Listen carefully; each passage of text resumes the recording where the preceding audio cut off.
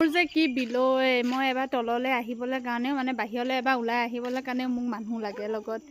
মোৰ মানুহ এটা নহ'লেকে মই তললৈ আহিবলৈ কাৰণে নোৱাৰোঁ। মানে এবাৰ বাহিৰখন দেখা নাপাওঁ, এনেকুৱাই মোৰ বিলৈ হৈছে। মানে মোৰতো টোপোলাকেইটাক মই এৰি থৈ আহিবলৈ কাৰণে নোৱাৰোঁ ন। কাইলৈ পঢ়িলে দিদি যোৱাগৰ পাছত মোৰ কি হ'ব আৰু হা दीदी पाद नहीं देना और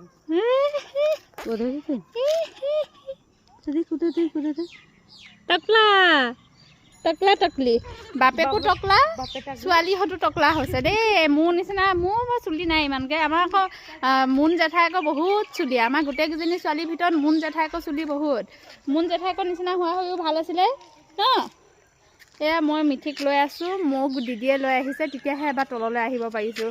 দিদিয়ে কৈ আছে গতনো এবাৰ বাহিৰখনকো নাচাওগৈনে, আহচোন এবাৰ তললৈ ওলাই আহ।